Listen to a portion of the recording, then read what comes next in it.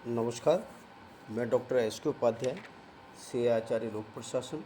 आज हम BA first year की सेकंड प्रश्न पत्र भारत में लोक प्रशासन विषय के अंतर्गत लोक उपक्रम सरकारी निगम विषय पर चर्चा करेंगे। हमारा टॉपिक है आज का लोक उपक्रम के अंतर्गत सरकारी निगम। ये इस विषय पर चौथा और अंतिम वीडियो है। इससे पूर्व हमने 3 वीडियो में ये बताया कि लोक उपक्रम क्या होते हैं, लोक उपक्रम के विभिन्न प्रकारों में सरकारी विभाग के रूप में स्थापित, दूसरा लोक निगम, और आज हम अंतिम वीडियो में सरकारी कंपनी के रूप में लोक उपक्रम विषय पर चर्चा कर रहे हैं। सरकारी जो निगम होता है वो क्या होता है? भारतीय कंपनी अधिनियम 1956 के अंतर्गत निजी व्यक्ति प्राइवेट लिमिटेड कंपनी बना सकते हैं तथा सरकार भी इसी भारतीय कंपनी अधिनियम 1956 के अंतर्गत सरकारी कंपनी भी स्थापित करती है।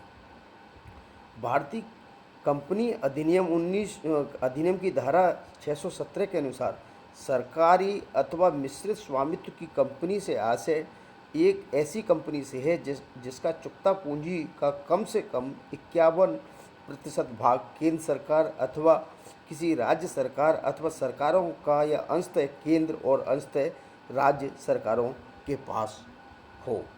तो कहने का मतलब कि जो चुकता पूंजी है उन पूंजी का प्रतिशत कम से कम 51% सरकारी स्वामित्व हो।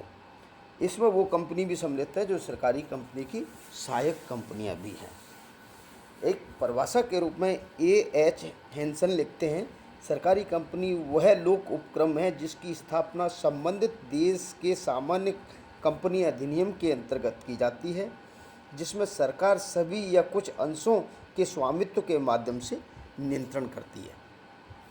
कंपनी अधिनियम 2000 में संशोधन करते हुए सार्वजनिक कंपनी के लिए ये आवश्यक बताया गया कि वह सार्वजनिक कंपनी है जो निजी कंपनी नहीं हो, और दूसरी विशेषता जिसकी प्रदत्त पूंजी न्यूनतम 5 लाख अथवा निर्धारित की गई राशि से अधिक हो, उसको हम सार्वजनिक कंपनी कहते हैं।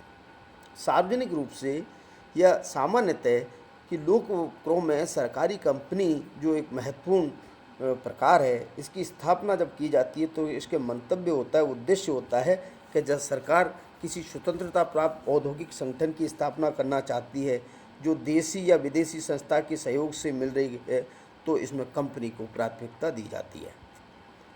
महत्वपूर्ण उद्यम को सार्वजनिक हित में सरकार के अधीन लेने के लिए या कार्य करने के लिए कंपनी के प्रारूप की स्थापना की जाती है।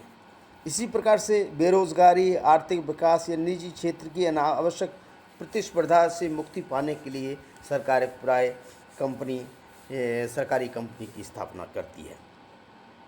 तो भारत में महत्वपूर्ण रूप से सार्वजनिक जो कंपनियां हैं वो देश के आर्थिक विकास और उसके सामाजिक संसाधनों के उचित वितरण को भी निर्धारित करती है। क्षेत्रीय असंतुलन के साथ साथ क्षेत्रीय संतुलन को रोकने के साथ साथ क्षेत्रीय संतुलन स्थापित करने का प्रयास करती है। भारत के केंद्र सरकार के अधीन बहुत सारी लगभग 242 जो कंपनियां हैं, उन कंपनियों में से जैसे कोल इंडिया लिमिटेड प्रमुख है, इंडियन ऑयल है, भारतीय पेट्रोलियम है, भारतीय इस्पात प्राधिकरण लिमिटेड जिसको सेल कहते हैं, हिंदुस्तान एरोनॉटिक्स इत्यादि जो प्रमुख कंपनियां हैं, ये सारी कंपनियां सरकारी कंपनियों के अंत में लिमिटेड जो शब्द लगा है वो शब्द ये सामान्यतः कंपनी को घोतक होता है।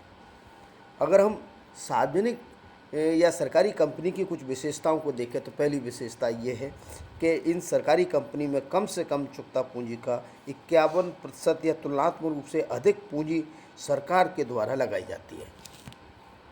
दूसरी विशेषता है कि इनके जो निदेशक मंडल होते हैं उन निदेशक मंडलों के सभी अथवा अधिकांश सदस्यों की नियुक्ति सरकारों के माध्यम से की जाती है। निजी सदस्यों की संख्या पूंजी की मात्रा पर निर्भर करती है। अगली विशेषता है स्वतंत्र अस्तित्व। एक व्यक्ति के रूप में ये कंपनी कार्य करती है। कंपनी कानून के अंतर्गत निर्मित ये लोक उपक्रम एक व्यक्ति अथवा संस्था के रूप में पूर्ण स्वतंत्रता प्राप्त होता है, जो किसी पर मुकदमा कर सकता है, अनुबंध करने पर या पूंजी एकत्र करने में स्वतंत्र एक व्यक्ति की तरह अपनी भूमिका अदा कर सकता है। अगली विशेषता है कि इनकी जो स्थापना होती है वो कार्यपालिका के आदेश से होती है। सरकारी कंपनियों की जो स्थापना है वो कार्यपालिका के आदेश से होती है। इसके लिए व्यवस्थापिका अथवा संसद की स्वीकृति आवश्यक नहीं होती है। ये भारतीय कंपनी अधिनियम 1956 के अंतर्गत ये कंपनी स्थापित कर दी जाती है। अगली विशेषता है आय। सरकार और निजी शेयर अथवा उत्पादित सेवाओं से ये इस प्रकार की कंपनी अपनी आय के स्रोत विकसित करती है। सरकार से भी धन प्राप्त करती है या कुछ मामलों में निजी शेयर धारकों से या उत्पादित माल की बिक्री या सेवा से ये इन सार्वजनिक कंपनियों को आय प्राप्त होती है। अगर हम ये देखें कि उच्च पदासीन व्यक्तियों के अतिरिक्त जो भी कार्मिक होते हैं वो कार्मिक इस कंपनी के होते हैं, कर्मचारी, वो लोक सेवक नहीं होते। जैसे विभागीय स्वरूप में आपको बताया गया था कि समस्त कार्मिक लोक सेवक कहलाते हैं। यहाँ उच्च पदस्थ पदाधिकारी जो होते हैं उनको छोड़ के समस्त कार्मिक जो होते हैं वो कंपनी के होते हैं। उनकी भर्ती, प्रशिक्षण या उनके सेवा शर्तें या अन्य वर्गीकरण इत्यादि सभी काम संबंधित कंपनी के द्वारा ही किए जाते हैं। अगली विशेषता है कि कंपनी विभाग और निगम की तुलना में अगर देखा जाए तो इन कंपनी को अधिक स्वायत्तता प्राप्त होती है। ये इस प्रकार के एक दैनिक कार्यक्रमों में या सार्वजनिक नियंत्रण से इनको मुक्त रखा जाता है। उत्तरदायित्व तो जिम्मेदारी भी देखी जाए तो कंपनी और निगम और विभाग की तुलना में अधिक स्वायत्तता प्राप्त होती हैं। कंपनी का प्रतिवेदन सदन में रखा जाता है।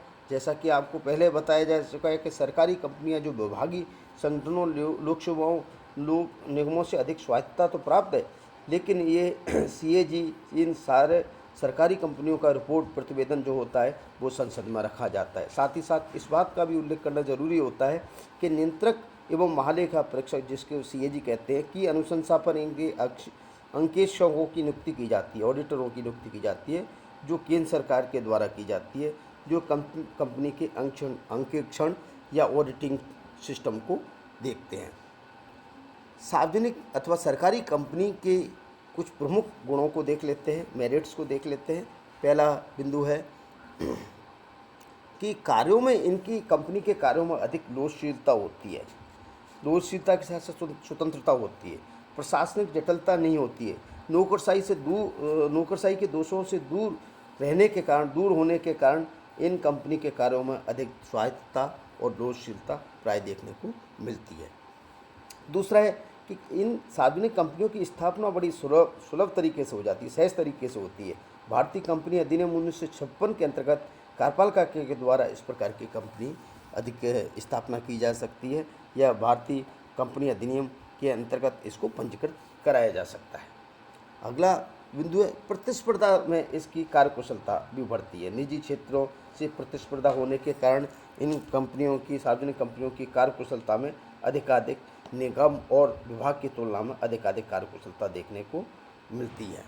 अगर हम ये कहें कि इन सार्वजनिक कंपनियों के कारण जनसाधन को कम मूल्य पर और अच्छी सेवाएं भी उपलब्ध कराई जाती रही हैं, भारत के विशेष संदर्भ में ये देखने को मिलता है। साथ ही साथ कि ये कार्यक्रम में स्वतंत्रता होने के कारण इनकी शीघ्र निर्णय लेने में भी सहजता होती है, सरलता होती है। और निजी क्षेत्र की जनसहभागिता के कारण सरकारी कंपनियों का निजी क्षेत्र का अनुभव प्राप्त हो जाता है और निजी और सार्वजनिक क्षेत्र में एक सामंजस्य स्थापित हो जाता है, यह भी देखने को मिल जाता है। साथ ही साथ अगर हम ये देखें तो निजी और सार्वजनिक क्षेत्र के सम्मिश्रण से अब सार्वजनिक कंपनी अपने उद्देश्यों को प्राप्त करने में एक सुगम तरीके से सफल हो जाती है। सार्वजनिक कंपनी के दोष, अगर हम देखें सरकारी कंपनी, सार्वजनिक कंपनी के कुछ डिमेरिट्स भी हैं जो प्राय देखने को मिलते हैं। पहला है कि लोकतांत्रिक समाज की अवधारणा के विपरीत है। आलोचक मानते हैं क्योंकि ये बेसिकली कार्यपालिका के द्वारा एक भारतीय कंपनी अधिनियम 1956 के अंतर्गत पंजीकृत कंपनी होती हैं। इनके अनुमोदन के लिए संसद की आवश्यकता नहीं होती है। अतः ये ऐसा प्रतीत होता है कि लोकतांत्रिक समाज की अवधारणा के विपरीत है, क्योंकि इन कंपनियों पर संसद के प्रति कोई जवाबदेही नहीं बना गया है, इसलिए इनको लोकतांत्रिक समाज की अवधारणा के विपरीत माना जाता है।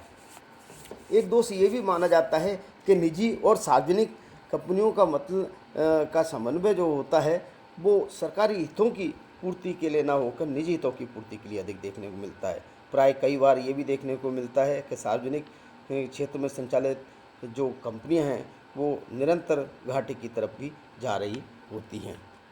एक और दोष ये है कि प्रत्यक्ष नियंत्रण न होने के कारण धन के दुरुपयोग की संभावनाएं भी देखने को मिलती हैं, क्योंकि सरकार के द्वारा राजनीतिक रूप से प्रत्यक्ष नियंत्रण जिस प्रकार से विभागीय प्रणाली में देखने को मिलता है वो इस कंपनी फॉर्म में देखने को नहीं मिलता है। इसलिए सार्वजनिक धन के दुरुपयोग की संभावना भी इस प्रकार की लोकोपक्रमों के स्वरूप में देखने को मिलती हैं। निदेशक मंडलों में एक सरकारी सदस्यों का बहुमत होता है, इसलिए सरकार की एक दोष ये भी है कि निदेशक मंडलों की जो संख्या होती है उनमें सरकार के द्वारा नियुक्त व्यक्तियों की सदस्यता संख्या अधिक होती है, इसलिए उनका नियंत्रण बना रहता है और कंपनी को कार्य करने में लोकशीलता जो स्वतंत्रता होनी चाहिए वो उतनी नहीं मिलती है। अनुभवों से ये भी सिद्ध होता है कि सरकारी नियंत्रण और हस्तक्षेप से इन कंपनियों में एक दखल बना रहता है और कार्यकरण में उतनी सरलता सुगमता प्राय नहीं होती है। और अंतिम दोष ये भी है कि उत्तरदायित्व और स्वतंत्रता की समस्या इन कंपनियों के सामने बनी रहती है, क्योंकि ये कंपनी उतने अपने सार्वजनिक उद्देश्यों की पूर्ति के लिए कार्य करती है, लेकिन साथ ही साथ उत्तरदायित्व और स्वतंत्रता की समस्या निरंतर होने के कारण अपने लक्ष्यों को आसानी से प्राप्त करने में इसको सरलता सुगमता नहीं होती है। फिर भी इन गुण दोषों के आधार पर यह कहा जा सकता है कि जितने भी सरकारी विभाग हैं, सरकारी जो लोक उद्यमों के प्रकार हैं, उन लोक उद्यमों के प्रकार में अगर चाहे वो विभागीय संगठन हो अथवा लोक निगम हो अथवा सरकारी कंपनी, इन तीनों में सरकारी कंपनी बनस्पत अधिक स्वायत्तता प्राप्त किए हुए है, स्वतंत्रता प्राप्त किए हुए है, अपने लक्ष्यों को अपने उद्देश्यों को प्राप्त करने में अधिक इसको सुगमता रहती है। तीनों फॉर्मों की अगर बात करें तो स्थापना, उद्देश्य, नियंत्रण, स्वायत्तता या कार्मिक दृष्टि से इनका तीनों का मूल्यांकन करें तो लोक उपक्रम में सरकारी कंपनी दोनों स्वरूपों से ज़्यादा बेहतर कार्य कर रही है। धन्यवाद।